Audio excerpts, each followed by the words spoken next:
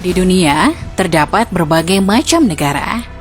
Ada negara yang besar dan ada negara yang kecil.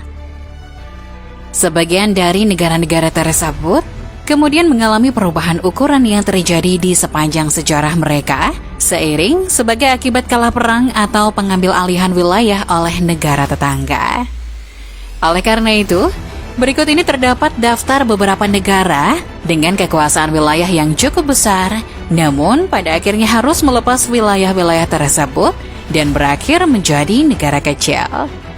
Pembahasan mengenai negara-negara ini mungkin akan melibatkan beberapa kerajaan di dunia, misalnya seperti kerajaan kontinental Eropa.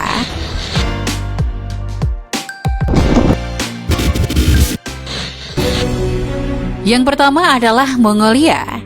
Kerajaan Mongolia berdiri sejak 1206 hingga 1368. Wilayahnya membentang dari Korea, Cina Selatan, Timur Tengah, dan Eropa. Bahkan sebagian wilayahnya juga mencapai Rusia Utara. Mongolia merupakan kerajaan terbesar kedua setelah kerajaan Inggris. Namun, seperti kerajaan pada umumnya, kerajaan Mongolia tidak bertahan lama. Pada awal berdirinya kerajaan ini, Mongolia hampir tidak pernah mengalami kekalahan. Pada saat mengalami kekalahan pun, mereka akan bangkit kembali dengan kepemimpinan jenderal baru dan pasukan yang lebih besar untuk memperbaiki kekalahan mereka. Perang Ain Jalut yang terjadi pada tahun 1260 di Galilea menjadi awal mula kekalahan Mongolia yang disebabkan oleh kematian raja dan beberapa konflik internal. Konflik internal ini juga yang kemudian menyebabkan terpecahnya kerajaan Mongolia menjadi 4 bagian terpisah yang meliputi Chagatai, Golden Horde, Ilkhanate, dan dinasti Yuan yang memimpin pemerintahan Mongolia. Pada tahun 1368, dinasti Ming Cina mengambil alih wilayah ibu kota Mongolia sehingga menyebabkan dinasti Yuan harus meninggalkan Mongolia dan melanjutkan ke pemerintahannya dari lokasi yang berbeda. Sejak saat itulah, wilayah Mongolia menjadi berkurang seperti saat ini.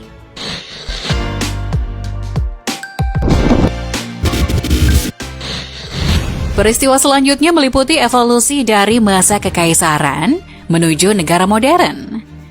Kekaisaran Ottoman datang dari arah timur, menaklukkan Anatolia, kemudian menyeberangi Eropa, dan menaklukkan sebagian dari wilayah Balkan yang berada di sepanjang wilayah Austria dan Hungaria. Mereka juga berhasil menaklukkan sebagian wilayah Timur Tengah dan Afrika Utara, memanjang hingga wilayah Maroko. Kekaisaran Ottoman ini berlangsung cukup lama, yakni sejak tahun 1299 sampai 1922. Namun setelah Perang Dunia Pertama berakhir, sejak Kekaisaran Ottoman memutuskan untuk berpihak kepada blok sentral yang mengalami kekalahan, kekaisaran ini akhirnya runtuh. Setelah Kekaisaran Ottoman runtuh, perang dalam memperjuangkan kemerdekaan Turki terjadi dan menghasilkan munculnya Republik Turki di Anatolia yang menjadi lokasi pemerintahan tersebut hingga saat ini.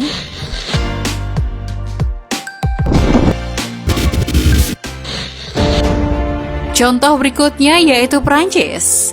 Kerajaan Prancis yang pertama berdiri pada tahun 1801 hingga 1814. Luas wilayah kerajaan ini sangat sulit dipastikan, sebab kerajaan Prancis memiliki banyak negara jajahan berkat kerajaan-kerajaan lain yang juga mereka kuasai. Oleh karena kerajaan Prancis mengatur kerajaan-kerajaan yang menguasai wilayah tersebut, mungkin bisa dibilang kerajaan Prancis secara tidak langsung memiliki kekuasaan atas semua wilayah itu. Di bawah kepemimpinan Napoleon, Prancis mulai mengerahkan kekuatan militer mereka di Eropa. Serentetan upaya-upaya penaklukan yang kini dikenal sebagai Perang Napoleon berhasil memperluas pengaruh kerajaan Prancis terhadap sebagian besar wilayah Eropa Barat, bahkan hingga mencapai wilayah Polandia. Kemudian pada tahun 1912, kerajaan Prancis berhasil mengembangkan 130 departemen dan memerintah sebanyak 90 juta orang di bawah kekuasaan mereka. Mereka semakin memperluas wilayah kekuasaannya di Belgium, Belanda, Italia, Catalunya, dan sebagian wilayah Balkan. Negara jajahan mereka pun semakin bertambah, yakni antara lain Spanyol, Italia, Jerman, dan bahkan Polandia. Pada akhirnya, Napoleon mengalami kekalahan.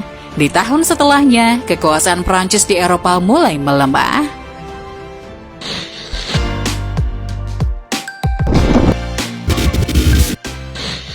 Berikutnya adalah Armenia. Armenia merupakan negara yang cukup kecil. Kerajaan berdiri sejak tahun 331 sebelum Masehi hingga tahun 428 setelah Masehi. Kerajaan ini lebih besar dibandingkan dengan negara Armenia saat ini. Masa kejayaan kerajaan ini terjadi selama kepemimpinan Yang Mulia Tigranes pada tahun 69 before century. Jika diperhatikan, wilayah kerajaan ini terbentang seluas Kolkis, Armenia Raya, sebagian wilayah Turki, bahkan hingga wilayah bagian bawah Yerusalem. Nampaknya, pada saat itu kerajaan Armenia terlibat konflik antara Romania Persia. Kerajaan ini juga sempat dijadikan sebagai wilayah provinsi pada masa kerajaan Romania. Pada akhirnya, wilayah kerajaan Armenia secara bergantian menjadi wilayah jajahan Persia dan Romania.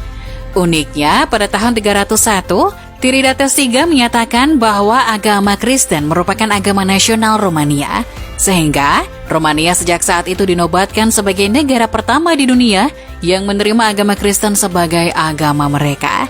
Selama Perang Bizantium-Persia terjadi, Armenia terbelah menjadi dua sisi. Armenia Bizantium pada dasarnya berakhir tergabung dalam kerajaan. Sedangkan Armenia Persia merupakan wilayah yang kini menjadi negara Armenia yang kita ketahui.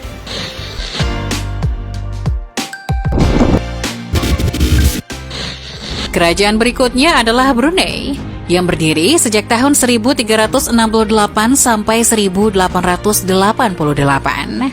Kerajaan ini menguasai hampir seluruh Pulau Borneo dan pulau-pulau kecil di sekitarnya, serta bahkan sebagian wilayah Filipina.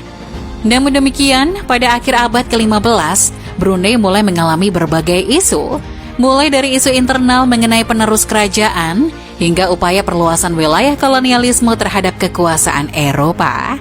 Brunei kehilangan sebagian wilayah sejak kedatangan Spanyol di Filipina, kedatangan Belanda di Borneo Selatan, dan kedatangan Inggris di wilayah-wilayah kekuasaan Brunei lainnya. Brunei termasuk ke dalam protektorat Inggris sebelum pada akhirnya mereka kembali mendapatkan kemerdekaan di atas wilayah kecil yang sampai saat ini mereka kuasai.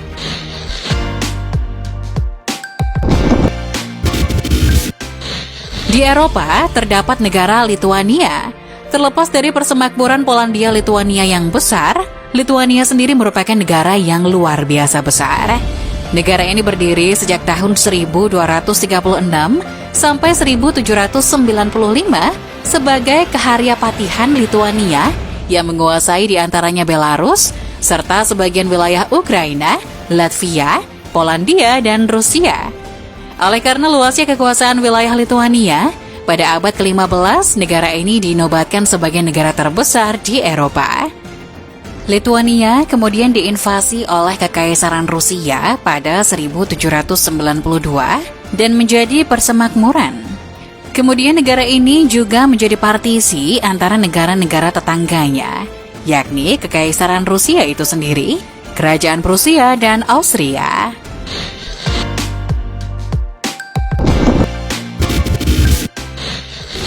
Pada tahun 1821, Meksiko berhasil meraih kemerdekaannya. Berdirinya Kekaisaran Meksiko menjadi satu-satunya koloni formal Spanyol yang dapat mendukung diperlakukannya pemerintahan monarki pasca kemerdekaan. Luas wilayah Kekaisaran Meksiko ini luar biasa besar. Selain menempati wilayah Meksiko yang sampai saat ini menjadi wilayah kekuasaannya, sebagian besar luas wilayah Kekaisaran Meksiko hampir menghabiskan seluruh wilayah Amerika Tengah yang meliputi Panama sebagai perbatasan bagian selatan. Namun demikian, kekuasaan wilayah ini tidak dapat bertahan lama. Kekaisaran Meksiko merubah bentuk pemerintahannya menjadi republik, sehingga sejak saat itu mereka kehilangan wilayah Amerika Tengah. Kemudian pada tahun 1836, Texas mendeklarasikan kemerdekaannya dan 9 tahun kemudian bergabung dengan Amerika Serikat. Keputusan ini tidak disetujui oleh Meksiko, sehingga menyebabkan pecahnya Perang Meksiko-Amerika. Sayangnya, Meksiko kalah pada perang tersebut. Sehingga disepakatilah perjanjian Guadalupe, di mana Meksiko bersedia untuk memberikan kompensasi atas kekalahannya dengan memberikan sebagian besar wilayahnya meliputi California, Nevada, Utah, Arizona, Colorado, dan New Mexico. Kini, Meksiko tetap menjadi negara yang besar, namun tidak sebesar sebelumnya.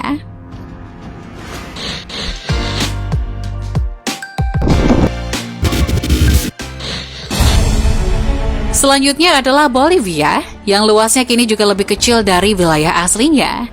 Mulanya, negara ini memiliki wilayah yang luas, meliputi wilayah-wilayah yang kini telah menjadi milik negara-negara tetangganya. Sepanjang sejarah negara ini, Bolivia telah melepaskan banyak wilayahnya akibat beberapa alasan tertentu. Yang pertama, lepasnya dua wilayah yakni wilayah utara dan timur yang terpaksa diserahkan kepada Brasil pada tahun 1867. Pada tahun 1893, mereka melepaskan wilayah selatan kepada Argentina. Di tahun 1903, Brasil kembali merebut wilayah utara pada Perang Acre, di mana mereka saling memperebutkan wilayah kekuasaan, kekayaan, perkebunan karet, dan pertambangan emas. Pada perang tersebut, Brasil berhasil mengalahkan Bolivia. Di tahun berikutnya, yaitu pada tahun 1904, Bolivia kehilangan akses ke Laut Pasifik, sehingga mereka menjadi negara yang terkurung di atas daratan. Hilangnya akses ini disebabkan oleh Chili yang mengambil alih wilayah pantai Pasifik berkat kemenangannya pada Perang Pasifik. Tidak cukup sampai di situ, Bolivia kembali harus melepaskan wilayahnya yang cukup besar di bagian tenggara kepada Paraguay.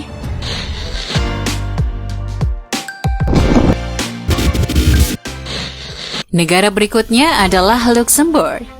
Negara ini merupakan kekaisaran terakhir yang tersisa di dunia dengan luas negara yang cukup kecil jika dibandingkan dengan Prancis, Belgia, dan Jerman.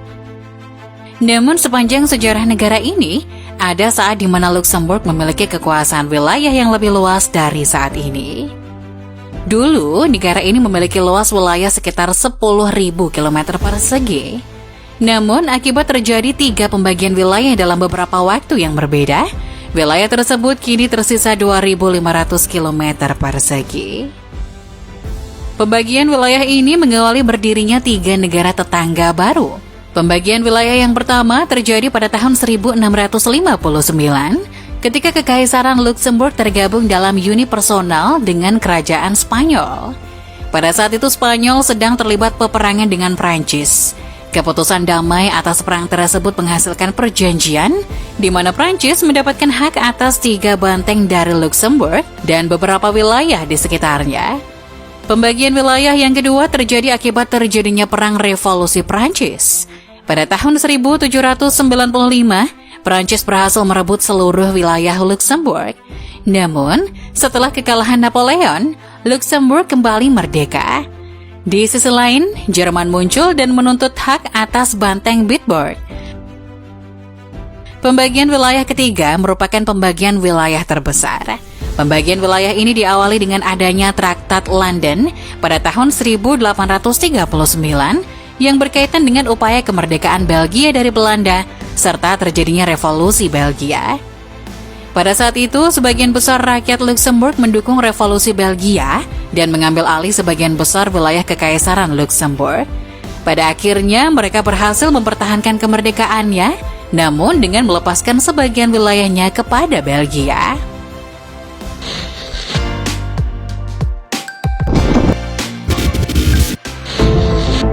Negara yang terakhir yaitu Hungaria. Saat ini, Hungaria merupakan negara berukuran sedang yang berada di Eropa Tengah. Namun, seperti negara-negara sebelumnya, Hungaria sempat memiliki wilayah yang lebih besar. Hungaria telah berdiri sebagai negara dengan berbagai bentuk pemerintahan, mulai dari beberapa kepemimpinan bangsawan, kepangeranan, kerajaan, republik, serta sempat menjadi bagian dari kerajaan Austria-Hungaria. Hungaria sempat memiliki wilayah kekuasaan yang luas sampai sebelum Perang Dunia Pertama terjadi pada tahun 1914.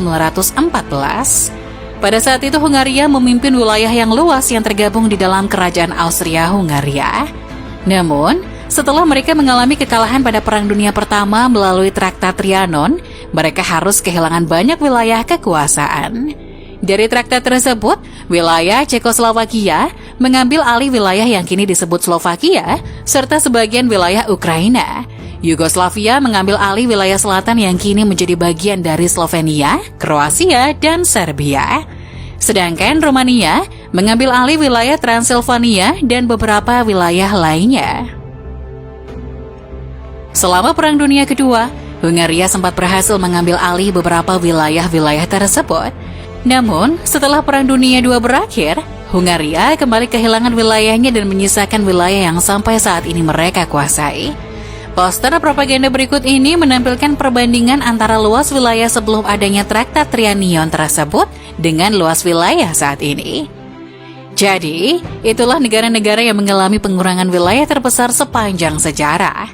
Namun, tidak menutup kemungkinan bahwa masih banyak negara di luar sana yang mengalami hal serupa.